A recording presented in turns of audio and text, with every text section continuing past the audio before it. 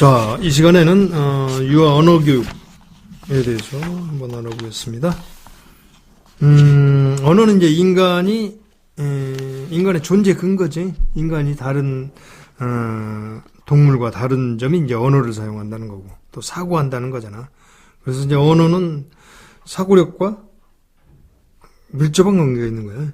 그래서 이제 언어는 의사소통 수단으로 없어서는 안 된 거고.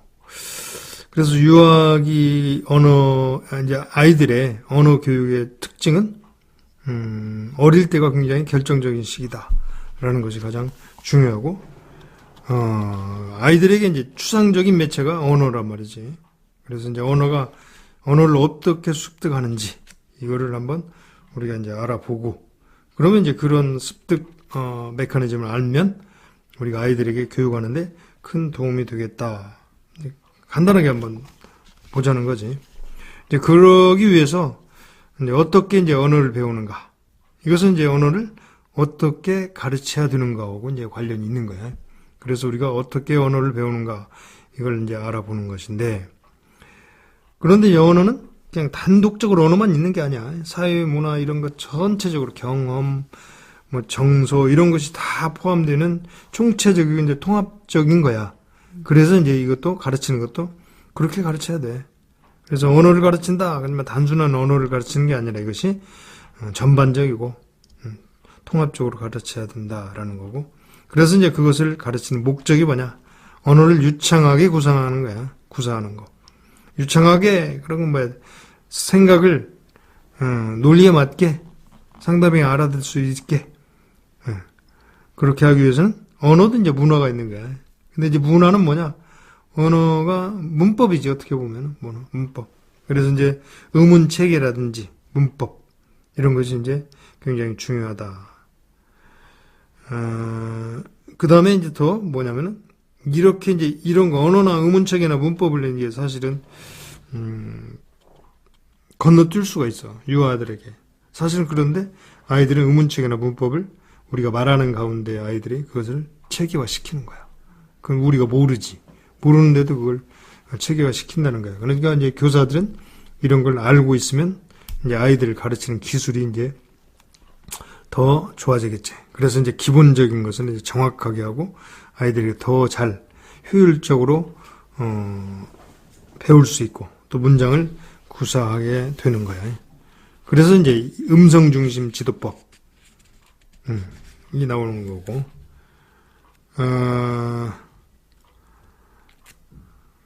그 다음에,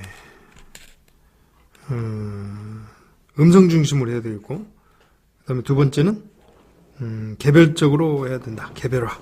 아이들에 따라서 달라지기 때문에, 능력이나 아니면 개별적인 차이가 있기 때문에, 그 다음에 이제 문화와 관련돼서, 다문화, 아니, 다매체, 이런 거에 연관시켜서, 같이 해야 되겠다. 그래서 이제 이건 유아교육의 뭐 이론적인 기초, 실제 이런 것들을 한번 알아보도록 하는 거야. 자, 인간의 언어는 뭐와 관련이 있다? 사고와 관련이 있다. 인간이 뭐냐? 인간은 언어를 사용한다. 또 사고를 할 수 있다. 이거야. 그 다음에 언어를 사용한다는 거, 그 다음에 사고할 수 있다는 것이 이제 큰 이제 개념이야. 이 언어는 뭐냐? 언어는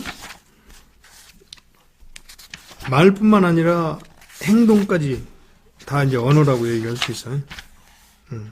그래서 존재로서의 근거의 언어, 그 다음에 생물학적 바탕으로서의 언어. 이게 생물학적 바탕으로서의 언어는 구조라든지 사람 입의 구조라든지 구강 구조라든지 이런 거예요. 구조로서의 지금 언어가 있는 것이고, 그 다음에 사고력과 관계 있으니까 뇌하고도 관계 있고, 이렇게 얘기할 수 있는 거야. 그 다음에 이제 의사소통 도구로서의 인간의 언어가 있는 거야. 그래서 이제 신체 표현도 마찬가지지. 신체 표현까지도 역시 언어로 되겠다. 비고치키 같은 경우에도 언어에 대해서는 동물과 다른 차이는 언어를 사용한다는 거. 그래서 사회문화적인 기능하고 다른 기호체라는 것은 어떤 부호나 이런 거야. 언어 자체뿐만 아니라 메타 언어적인 거, 물질적인 거지. 언어의 다른 그런 내용들. 그래서 이제 언어를 통해서 사고나 상상력, 이런 정신적 기능도 표현을 할 수가 있다라는 거고. 그래서 이제 언어 능력과 사고 능력이 관련이 있다라는 거야.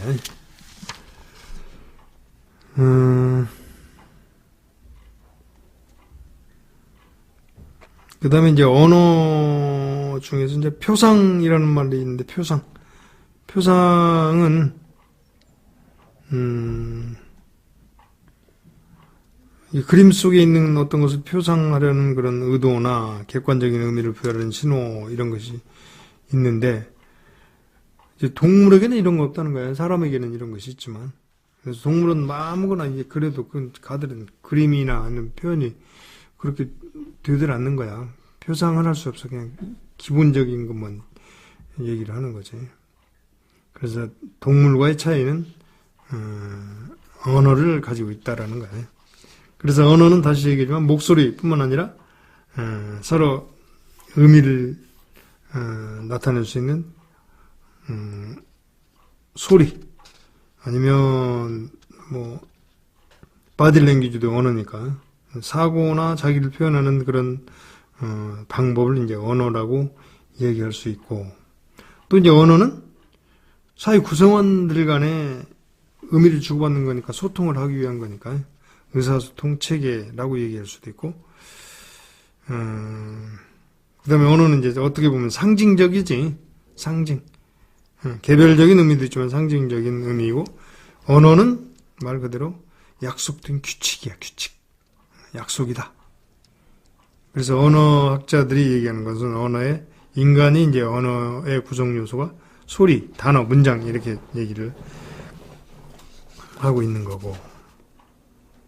그래서 이제 언어의 형태적인 측면에서 의문, 형태소, 구문, 이렇게 얘기를 하는데, 그 하나하나가 오문, 형태소, 구문, 이런 것이 뭔가 이런 건 또 알아야 돼. 그러니까 이제 볼륨과 라이가 지금 얘기한 건데, 그걸 한번 보자고. 자, 의문론이라고 하는데, 이제 언어학에서 보면 의문론, 포놀로지라고 해. 이건 이제 말소리에서 패턴과 체계적인 음성 변화를 이제, 공부하는 것이 이제, 공부하는 문법, 그게 이제 의문론인데, 의문적인 요소에서는 소리의 차이를 얘기하는 거예요. 음소는 포넴이라고 하는데, 소리의 기본 단위를 음소라고 그래요. 요소. 그리고 음소.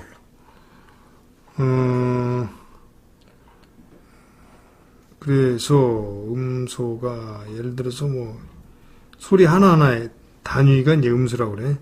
그러니까 fox에서 F라든지, 그 다음에 stuff, 영어로 하면은 stuff 같은 게 더미 뭐 그런 건데, F의 발음.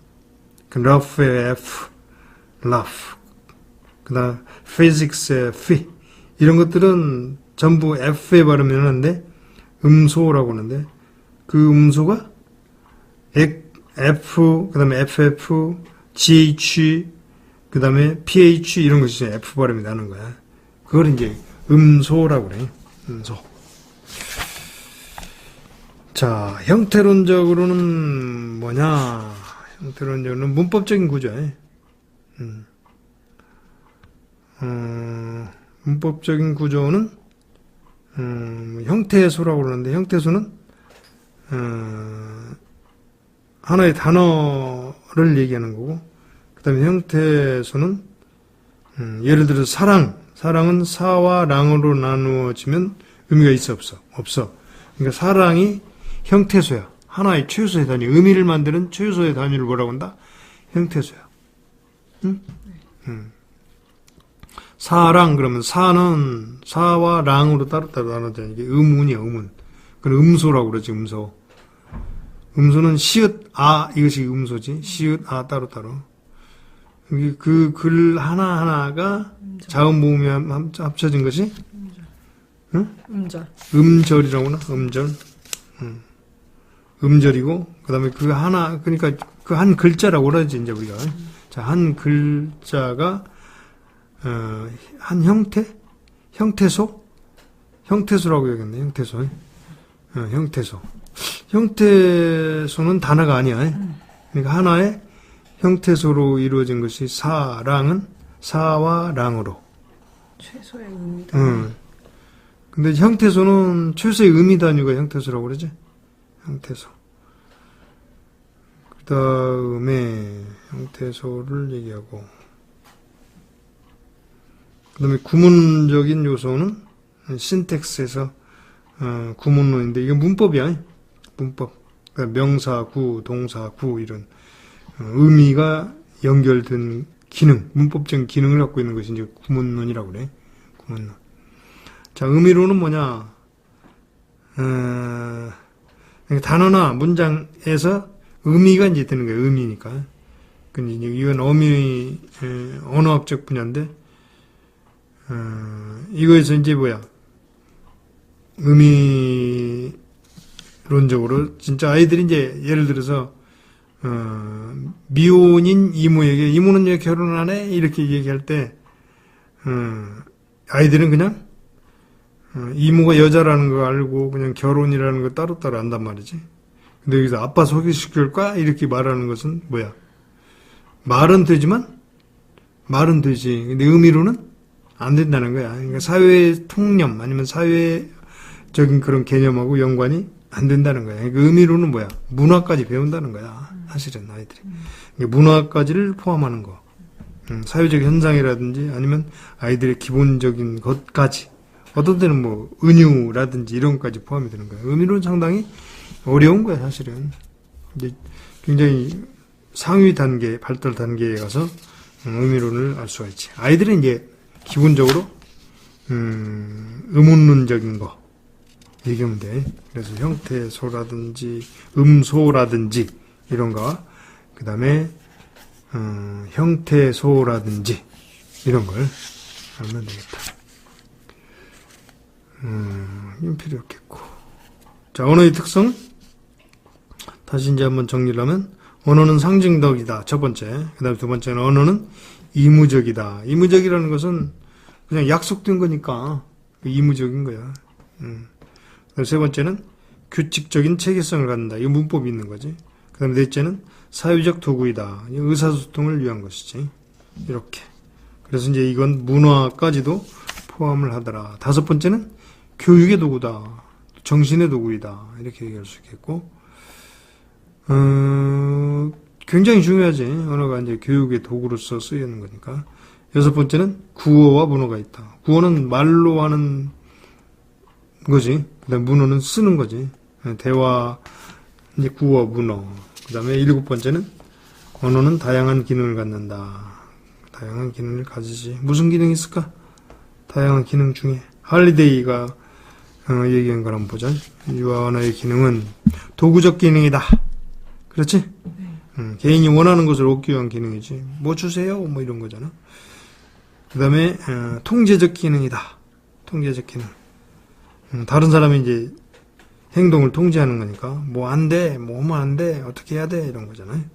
그 다음에 상호작용적인 기능이다. 의사소통하잖아. 서로 관계를 유지하거나 형성하는 거니까. 그 다음에 개인적인 기능이다. 이건 자기 표현을 하는 기능이지. 그 다음에 발견적 기능이다. 발견적 기능은 자기가 질문하고 답을 찾고 언어를 사용해서 하잖아. 소는 어떤 동물이지? 뭐 이런 거잖아. 그 다음에 상상적 기능이다. 상상을 할 수가 있는 거지. 가상이나 상상을 통해서. 그 다음에 정보적 기능이다. 정보를 교환하기 위한 수단으로 쓰는 거지. 자, 언어의 유형을 보자. 언어의 유형은 언어는 이제 기준에 따라서 나눠지는데 시청각적 감각에 의한 거. 이게 음성 언어, 문자 언어 뭐 이렇게 되지. 이게 음성 언어는 청각적이지. 그다음 문자 언어는 시각적이잖아요. 이렇게 알 수 있고 읽기 쓰기. 언어하고 사고는 뭐 사고 관계는 당연히 지적 활동이고 언어는 사고 활동의 표현이 이제 언어니까 내면 해석에 관련이 있겠다. 삐아제 같은 경우도 뭐야? 아이들의 이제 자기중심적인 거, 말도 그렇게 나오는 거야. 그래서 피아제 이제 발달 단계에서도 역시 아동의 언어하고도 관련이 있겠다. 이제 같이 연관시켜서 한번 얘기를 해볼 수 있는 거예요.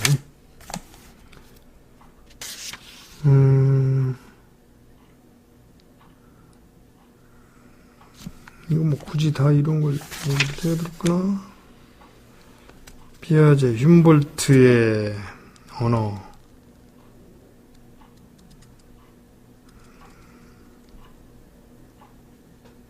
훔볼트 같은 경우는 언어가 사고하고 분리될 수 없다.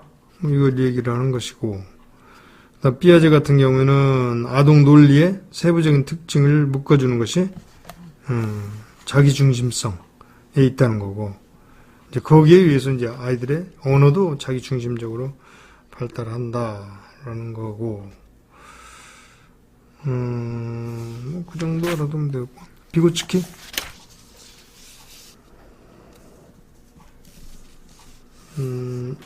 비고츠키 같은 경우 뭐 얘기 안 해야겠다. 근데 이제 언어의 사고관계에 있어서 비고츠키 같은 경우에는 독백을 얘기해서 취학 전에 독백. 이것은 목표를 달성할 때 장애물이 있을 때 이제 혼자 뭐 했으면 좋겠다 하고 내적 그 언어를 혼자 이렇게 하는 거야. 그때 이제 급증한다고 이제 이 사람이 이제 그걸 본 거야. 그래서 뭐야? 자기 중심적인 대화를 한다. 그 독백이라고 할 수 있지, 독백. 혼잣말, 독백. 근데 이제 피아제하고 비고츠키가 좀 다른 점은 뭐냐면, 피아제는 사고 발달을, 단계에서 이제 개인적이고 자폐적인 심리 상태로부터 개인 중심적인 것부터 사회화되는 과정으로 본 거야, 피아제는. 근데 비고츠키는 개인에서 사회화가 아니라 사회로부터 거꾸로 개인에게 진행된다고 생각하는 거야, 반대로. 그게 이제 관점이 좀 다르지. 그러나 두 가지야, 다. 내부에서 사회로도, 그 다음에 사회에서 내부로 서로 교류를 하는 거야. 한쪽으로만 볼 수는 없다. 이 사람들이 이제 보는 관점이 그렇다는 거야. 언어와 이제 개념화의 과정은 뭐냐.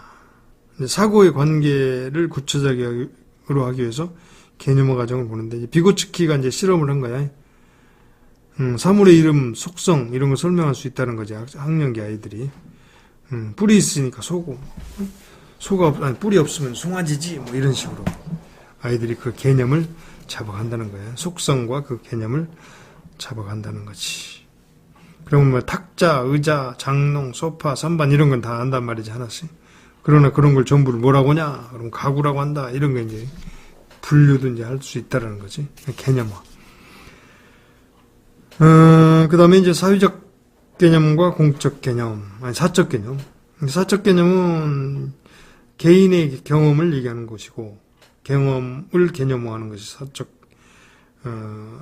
개념이고, 공적 개념은 이거는 이제 사적 개념이 추상화돼서 다른 사람과 같이 공유할 수 있고 소통할 수 있는 그런 개념. 이게 공적 개념이라고 볼 수 있지. 그 다음에 개념 형성의 방법은 뭐냐? 연역적인 방법, 균합적인 방법, 아니면 유비적 절차. 자, 균합적인 방법은 어떤 것이 균합적인 방법이냐? 여러 특성을 조합해서 하나의 결론으로 나오는 것이 그게 균합적인 거야. 연역적인 방법은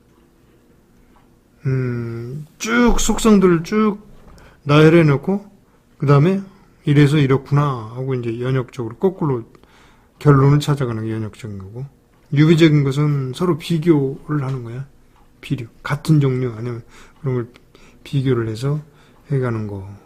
그래서 균합적인 방법은 여러 속성을 하나하나 모아서 전체를 나타내는 이름을 붙인다든지, 이게 이제 뭐 움직이는 거, 뭐 새끼 있는 거, 이런 건 동물이다, 이렇게 얘기하는 거야.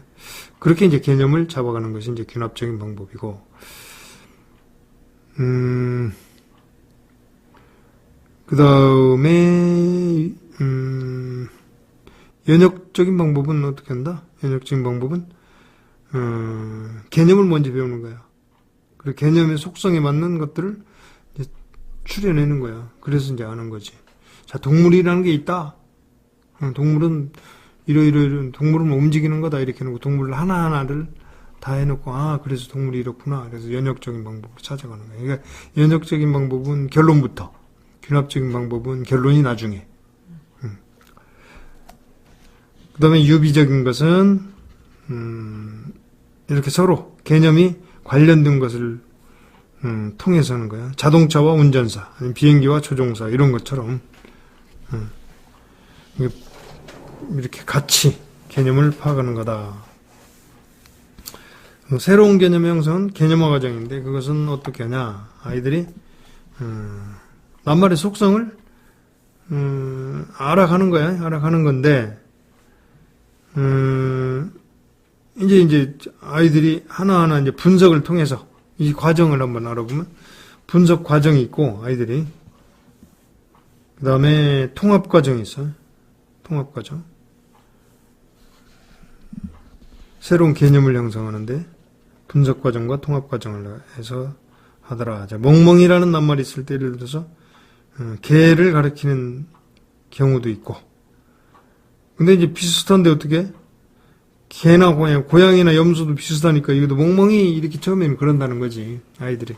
그러나 이제 멍멍이는 이제 인지 발달하면은 멍멍이는 저런 멍멍이라고 하고 고양이는 야옹이라고 하고 이제 서로 분류를 해 나가는 거야. 그러니까 분석의 과정이 있더라 아이들에게. 그다음에 통합의 과정은 반대야. 이제 거꾸로 공통점을 이제 보는 거야. 거꾸로 통합해 가는 거지. 아까는 분석은 거꾸로 분석을 해 가는 거지. 그래서 이제 나중에 이제 통합 과정에서는 동물이라는 걸 이제 알게 되는 거야. 소, 염소, 고양이, 개 이런 걸 보고 그게 동물이야 이렇게 이제 통합을 해 가는 과정이지.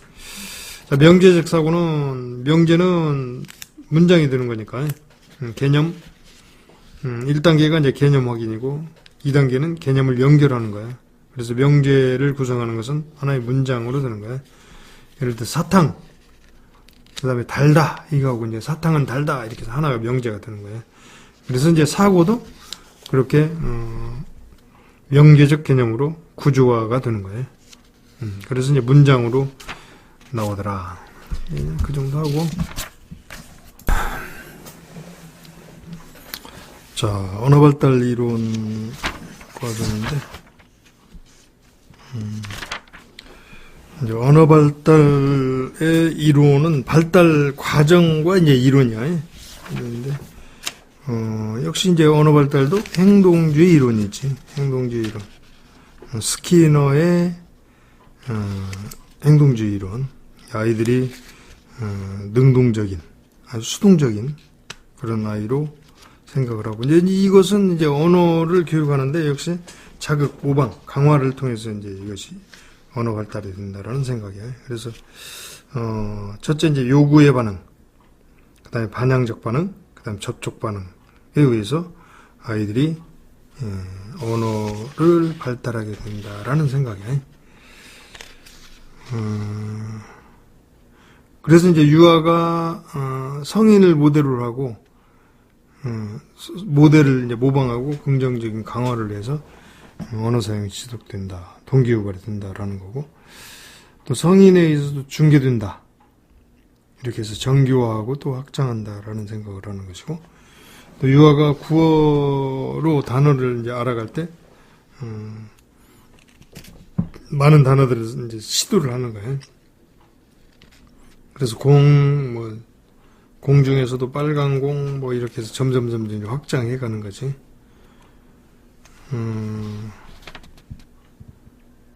그 다음에, 생득지율은 생득지율은 촘스키가 이제 얘기를 했는데, 촘스키나 레넨버그, 그 다음 맥릴, 이런 사람들이 얘기를 하는데, 생득이다. 그러니 언어 발달이 타고난다. 나면서 얻는다. 얻고 나온다. 그래서 이제 그 언어권에 노출된 언어에 아이들이 자연스럽게 호응을 해서 그걸 받아들인다. 언어 획득 장치라고 해요. 그래서 Language Acquisition Device에서 LAD라고 이렇게 얘기를 하지. 그래서 언어 규칙이라든지 이게 이제 문법이지. 또 내면화라든지 아니면 패턴이라든지 이런 거에 의해서 이제 무한정으로 이제 아이들이 그 패턴에 의해서 문법 규칙에 의해서 문장을 만들어낸다라는 그런 이제 생각을 한 거야. 그 다음에 상호주의 이론이 있는데 상호주의 이론은 이제 인지론과 구성주의 이론이야. 그래서 피아제의 물리적 환경 아이들이 상호작용에 따라서 인지 발달이 된다라는 그런 생각. 그래서 피아제는 비언어적 방법으로 개념을 자기 나름대로 찾아간다. 또 구성해서 나중에는 이제 사회적으로 되어가는 그런 과정. 이게 이제 언어 발달로 봤고, 이걸 이제 피아제는 자기중심적인 말에서 이제 사회중심적인 말을 이제 간다라고 생각을 한 거예요. 자기중심적이고 비의사소통적인 말은 처음에는 이제 반복, repetition에 의해서, 반복에 의해서 단어나 구, 절 이런 걸 계속 흉내내는 거예요, 반복해서.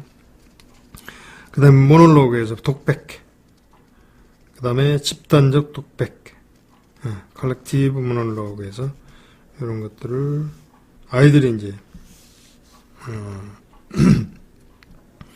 말을 이제 크게 하는 아이들도 있고 듣는 아이들도 있고 이렇게 하면서 서로 함께 소통을 해가는 거예요.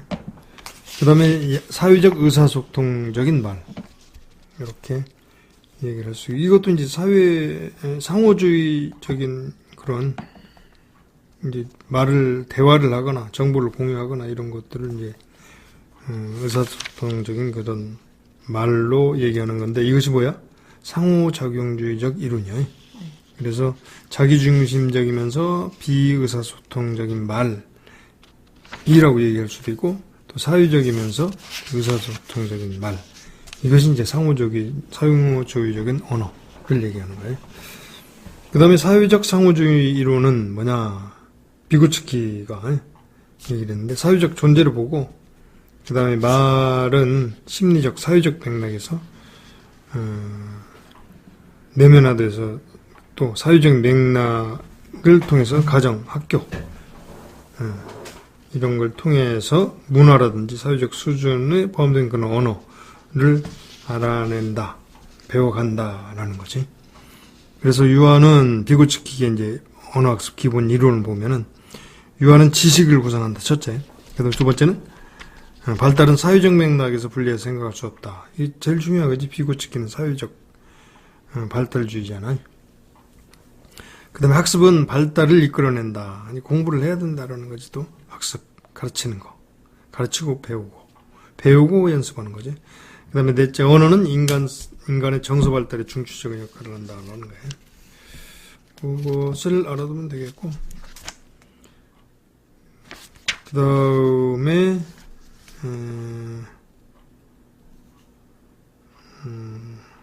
한푼만하고 바카 비고츠키의 이제 언어 습득 4단계 그럼 보자.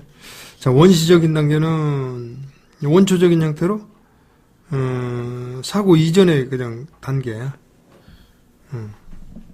그래서 원시적 수준에서 이제 형태, 그 다음에 소박한 심리 단계, 그 다음에 자기중심적 언어 단계, 그 다음에 내적 성장 단계 이렇게 얘기하는데,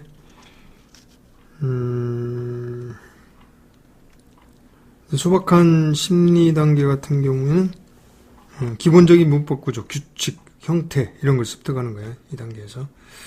그다음에 자기중심적인 것은 자기 심리적 과제를 해결하기 위한 그런 보조적 그런 수단으로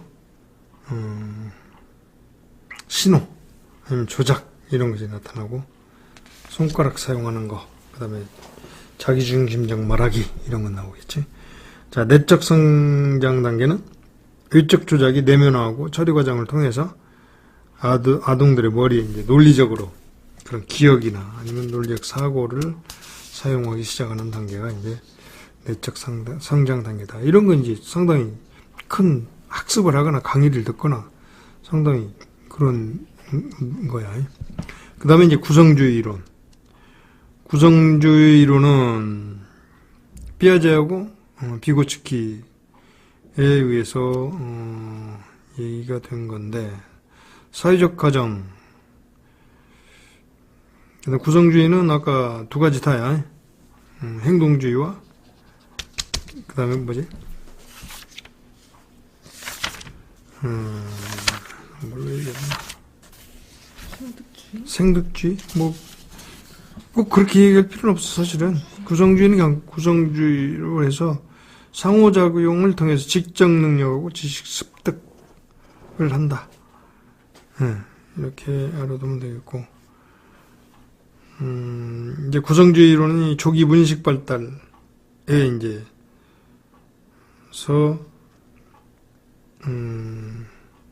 일반적인 언어 발달 특성 단계를 이제 알아볼 수 있고, 8개월에 이제 대개 아이들이 이제 첫 단어를 얘기를 한대. 8개월 정도. 그리고 이제 2세, 5세 이 정도면 이제 문장 정도 얘기를 하고. 그래서 8개월 정도면 엄마, 아빠 이게 기본적인 걸 이제 하는 정도가 되는 거예요. 8개월이. 그게 이제 지극히 정상적인 거지.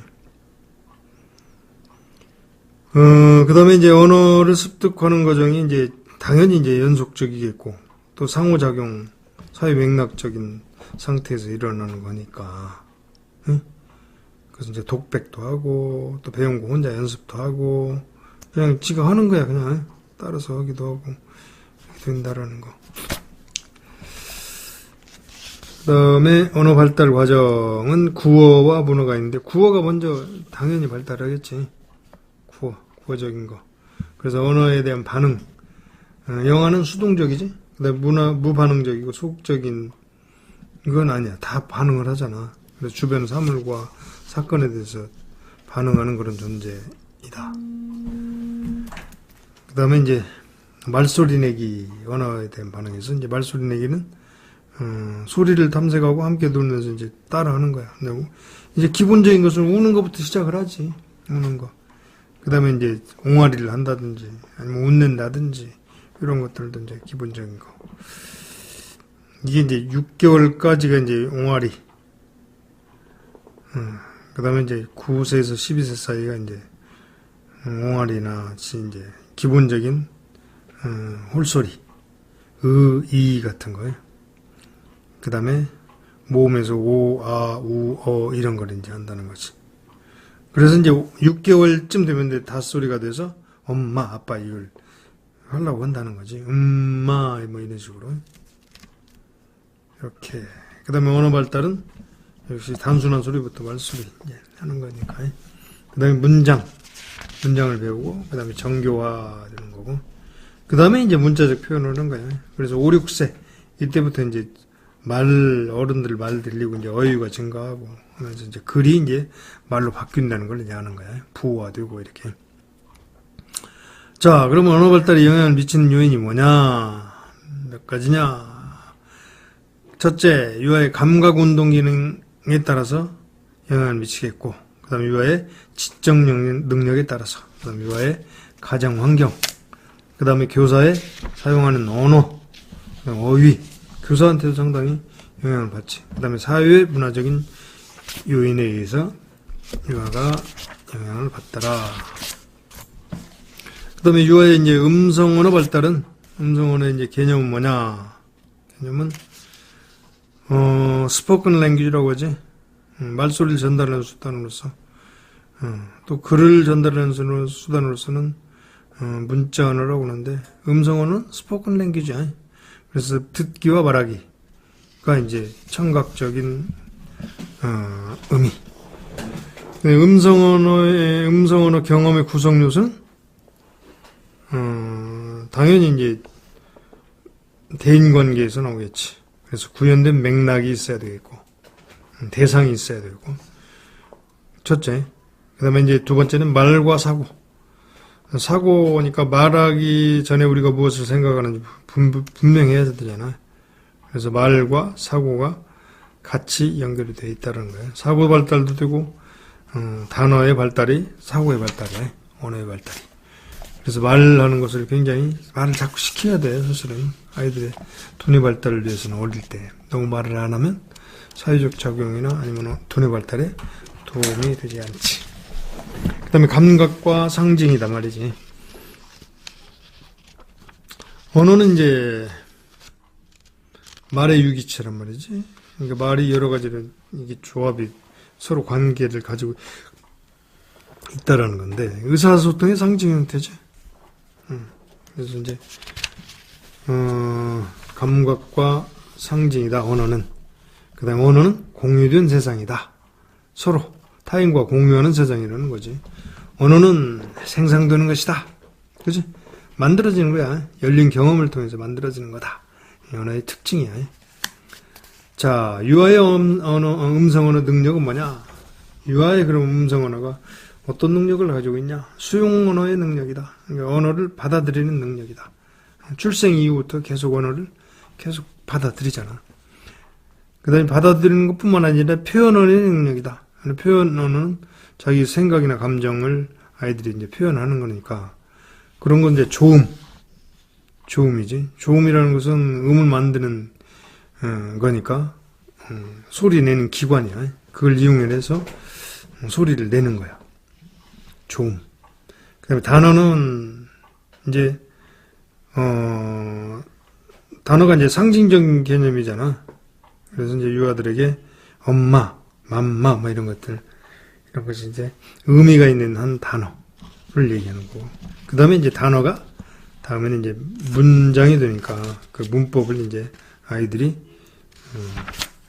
문법을 알게 되는 거예요. 문법을 알게 되고 패턴을 알게 됨으로써 이제 아이들이 문장을 사용하게 되는 거야. 이제 그게 이제 구성 요소야, 요소. 언어 표현 능력. 그래서 처음에는 조음, 그 다음에 단어, 문법, 그 다음에 문장 이런 순서로 이제 하는 거야. 이제 그걸로 뭐냐? 의사소통 능력이 이제 길러지는 거야. 의사소통 능력. 오늘 첫 번째는 이제 의사소통 능력 뭐야? 상대방 말을 들어야 되겠지. 그래서 듣고 이해하는 기술. 그 다음에 상대방의 두 번째는 상대방의 연령이라든지 상황에 맞게 자기 언어를 표현하는, 조절하는 그런 기술이 있겠고.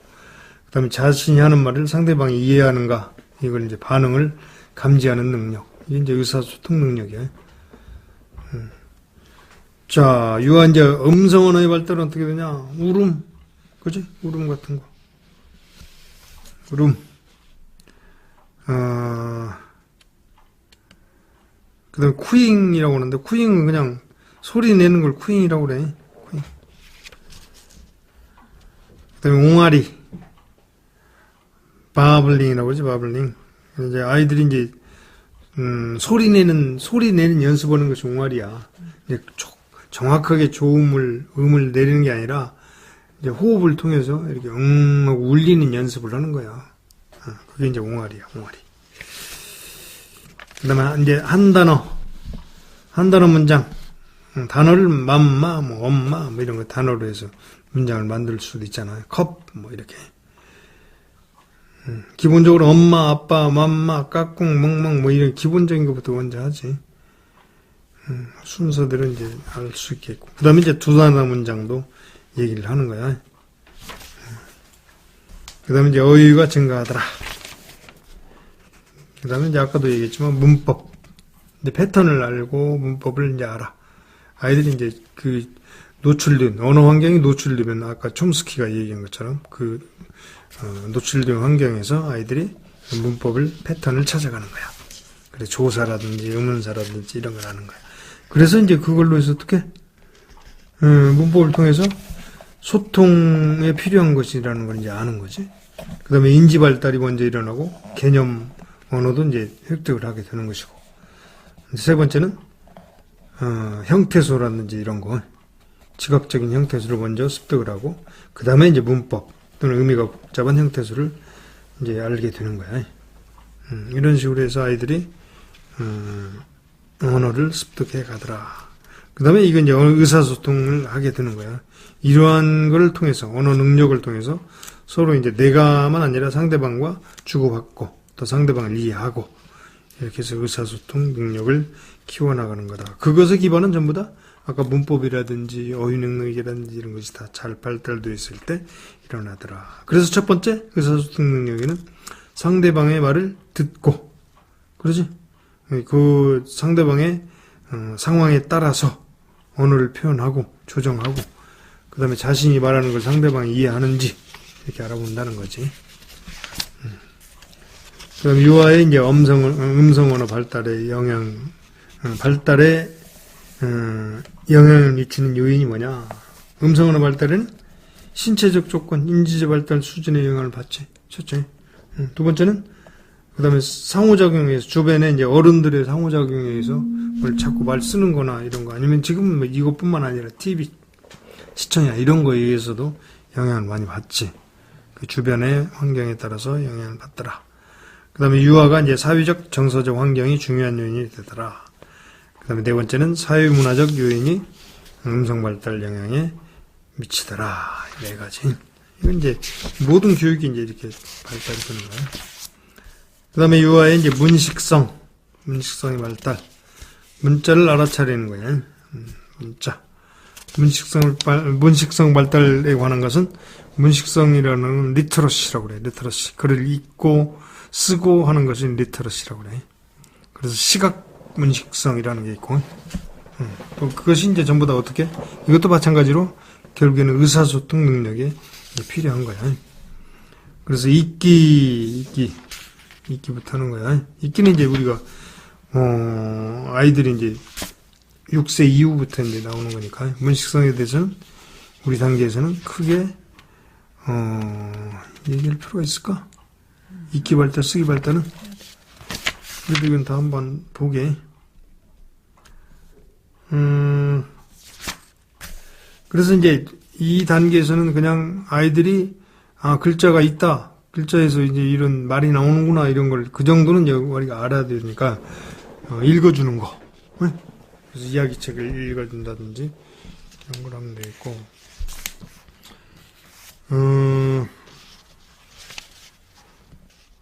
문식성의 개념에서 이제 발달적 문식성의 발생적 이제 문식성은 이제 문식성의 개념은 시각적 상징으로 해서 의미를 이해하고 전달하는 수준, 읽기와 쓰기 능력을 이제 발생적 문식성이라고 그래. 문식성의 일반적인 양상은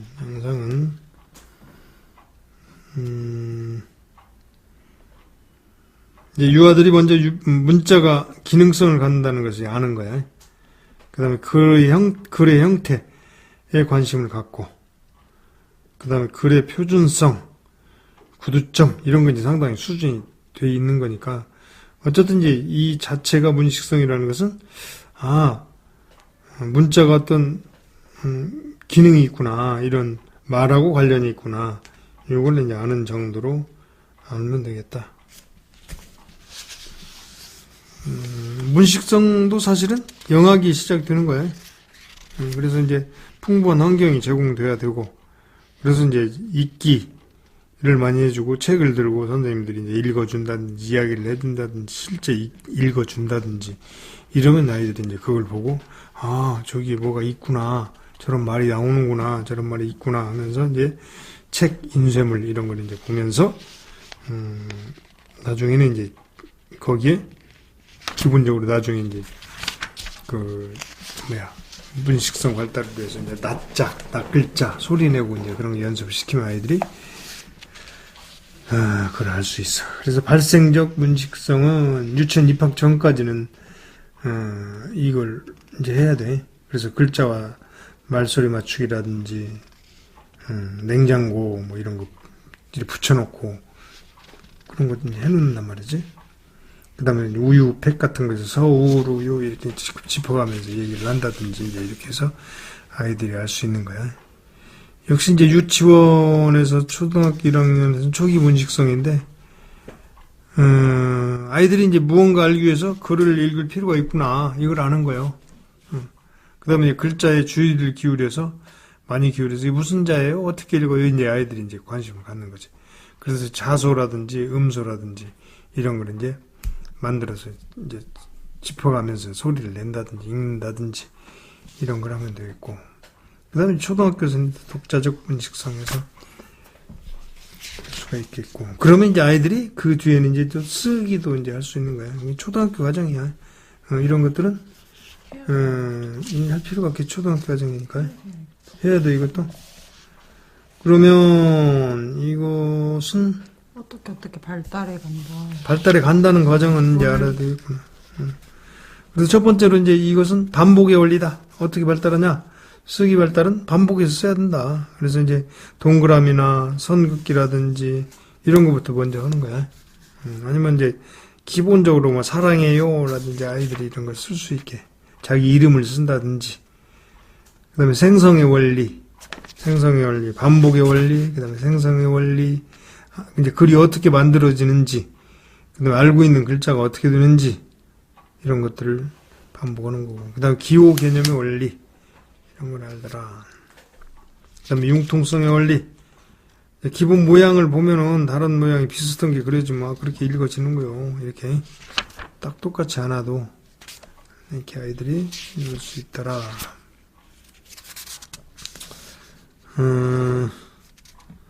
이제 쓰기 발달이 이제 문식성 이제 보고 이제 하는 건데, 여기도 마찬가지로 쓰기 발달의 원리는 자연적 발달의 원리, 상호작용의 원리, 이건 얘기할 필요 없겠다. 자, 유한어 교육 방법. 교육 방법은 발음 중심의 언어 교육 방법이 있고, 발음 중심 언어 제도법이 있고, 그다음에 이제 그걸 알아보고 발음 중심 언어 제도법은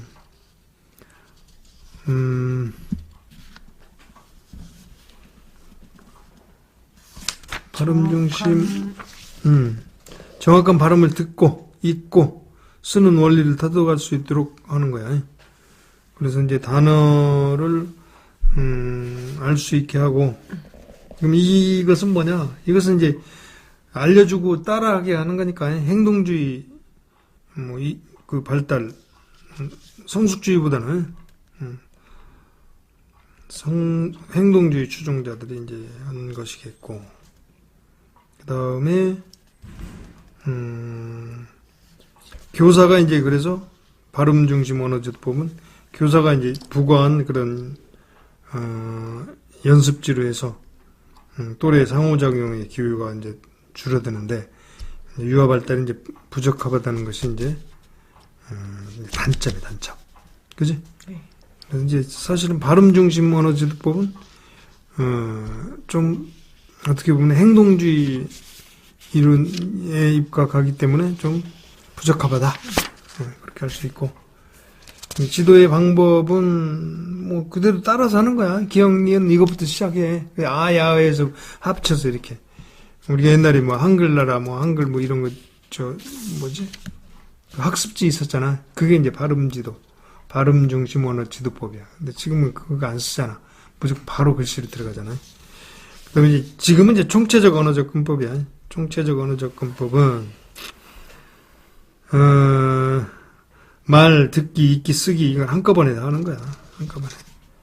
그래서 사실은 언어가 그런 단편적인 것이 아니고 이게 한꺼번에 다 한다라는 거지. 그래서 언어 활동을 통해서 사고력도 높여간다라는 거야.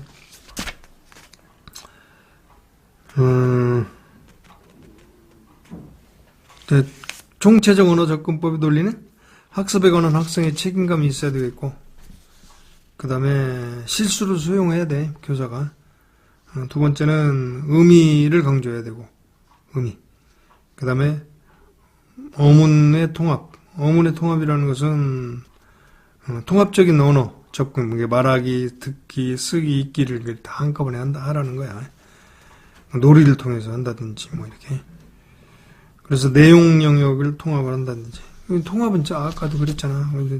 과학, 요리 이런 여러 가지 것들을 같이 할 수 있도록 한다. 총체적 언어 접근법의 전략은 뭐냐? 성인과 유아, 또래 간 서로 많이 들을 수 있는 기회를 제공한다 하거나 또는 유아의 관심과 흥미, 능력에 맞게 해야 되고 그 다음에 언어적 경험을 자유롭게 할 수 있도록 허용을 해야 되고 그 다음에 유아들 간에 상호작용이 일어날 수 있도록 교사가 도와줘야 되고 그 다음에 유아들에게 풍부한 문식 환경을 제공해야 되고 그 다음에 다양한 그림책을 주는 것도 좋은 방법이 되겠다. 그 다음에 이제 균형적 언어교육 접근법인데, 이건 발음 중심, 또 통합적, 이거를 이제 같이 해서 개별화. 아이들 수준이 다르니까, 수준까지도. 지금 이제 아이들이 적으니까, 이런 것까지도, 관심을 두어서 접근법을 활용을 해야 되겠다. 균형적 언어 교육의 접근법의 실제 전략 이건 먼저 얘기할 필요가 있고 또 이제 문학적 언어교육 접근법 이거는 이제 어느 정도 된 거니까 아동문학 책이나 듣기 말하기 이런 것들 구어 또 문어 또 문법 그 다음에 뭐 맥락적 탈맥락적 이런 이제 그런 것들을 하는 건데 책 읽어주기야 책 읽어주기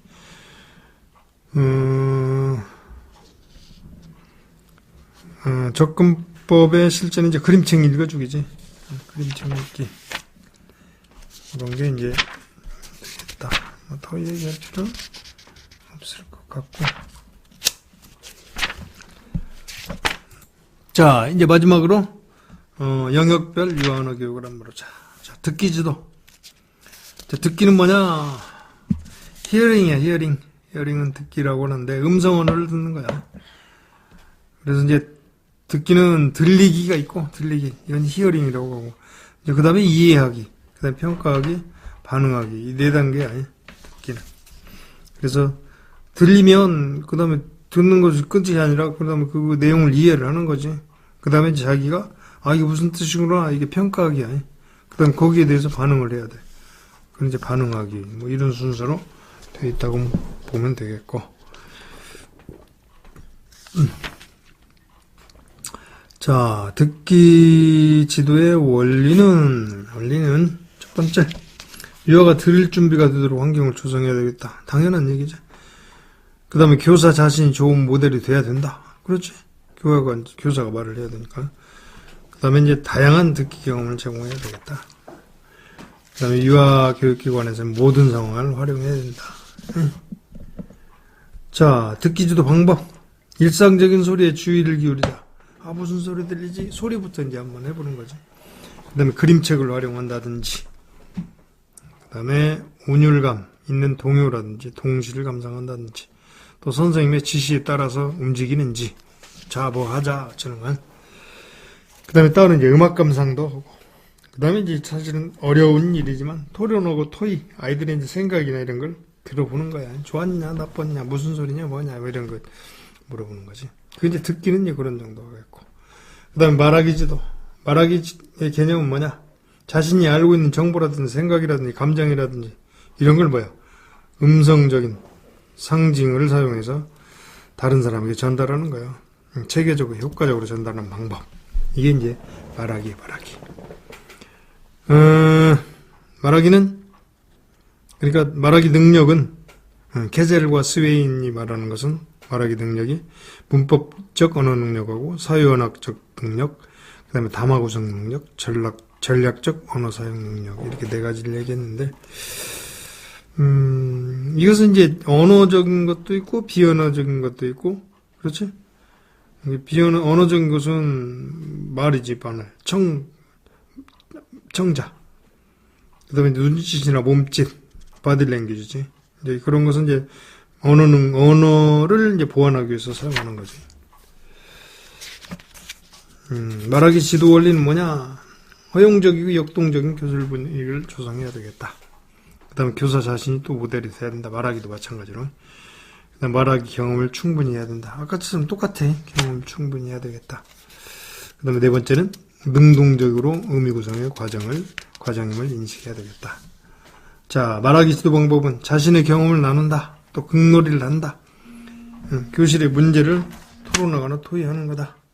그 다음에 물건을 보여주고 소개를 한다든지 이렇게 한다.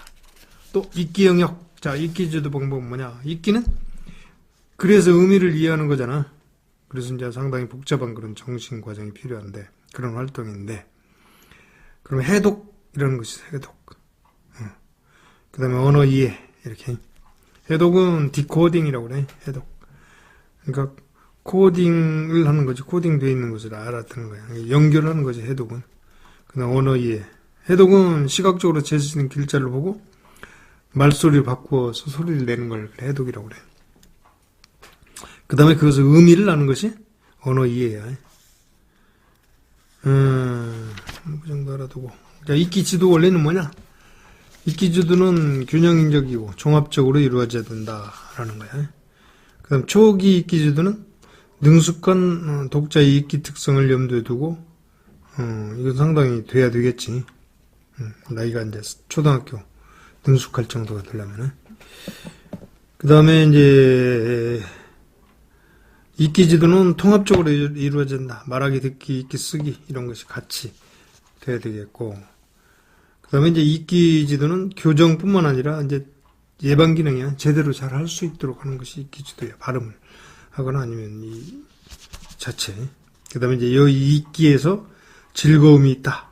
여기 뭐 이야기가 있다. 재미있는 게 있다. 이런 걸 이제 알게 하는 것도 중요한 거예요. 그 다음에 유아의 개별성을 존중해야 된다. 유아의 능력 차이가 있으니까. 차별성이 있으니까. 자, 읽기 지도의 방법은 그림책을 읽어주기를 한다든지, 동시를 활용하거나, 또는, 교실 내에 이제 문해 환경을 홍보하게 스티커를 사용한다든지, 뭐, 글자, 카드를 붙인다든지, 이런 식으로. 그 다음에 유아가 적극적으로 읽기에 참여하도록 하기 위해서 이제 책을 보여줘 가면서 읽는다든지, 그림책을. 아니면 이제 선생님이 이제, 틀리게 쓰고, 맞게 했는지, 틀렸는지, 이 글씨인지 아닌지 거꾸로 해놓고 막 이렇게 살짝 아이들이 글씨를 보는 방법. 이 정도 이제 하면 되겠고. 자, 쓰기 지도. 쓰기도 이제 기본적으로는 아이들이 갑자기 글씨를 쓸 수 없으니까. 그래서 이제 문법적 의미, 표상 이런 걸 조직을 하는 건데, 기본적으로 끄적이거나 자기, 생각을 뭐, 그림을 그린다든지 이거부터 시작을 해서 이제 기본적인, 맞춤법이라든지 아니면 가장 기본적인 뭐 음소라든지 이런 걸 할 수 있도록 맥락에서 일상적인 맥락에서 이렇게 자연스럽게 쓰기를 지도를 해야 되겠다. 그럼 지도 원리는 뭐냐? 맥락에서 자연스럽게 쓰기 지도를 해야 된다라는 거고, 그 다음에 두 번째는 항상 중요한 동기유발을 해야 된다. 재미있어야 되는 거야. 그래서 아이들이 생각과 느낌을 표현하는 것이 목적이지 잘 써야 된다 이런 거 하면 안 되겠지. 그래서 그냥 동물은 원숭이 생각하면서 원숭이를 그린다든지 뭐 얘기를 할 수 있도록 하고, 그 다음에 듣기, 말하기, 읽기, 쓰기 통합적으로 해야 된다는 건 마찬가지야. 이제 하나가 딱딱 떨어져서 하는 것보다는 이 네 가지 영역에서 듣기, 말하기, 읽기, 쓰기는 통합적인 경험에서 지도를 해야 되겠다. 그 다음에 네 번째는 개별적인 차이를 인정해야 된다. 이건 어디나 해당하는 거예요. 그 다음에 쓰기 지도 방법은 자유로운 쓰기 지도, 개별화된 쓰기 지도, 협동적 쓰기 지도. 아이들이 이제 가치도 쓸 수 있도록 하면 되는 거예요. 그림이나 이런 걸 그려놓고 하는 거고. 그 다음에 비지시적 쓰기 지도. 이런 걸 얘기할 수 있겠고. 그 다음에 더 얘기하자면 총체적 쓰기 지도, 통합적 쓰기 지도, 그냥 기능적인 쓰기 지도, 또 사고력을 강조하는 쓰기 지도. 이런 형태로 하면 되겠다. 여기까지 해서 마무리하겠습니다.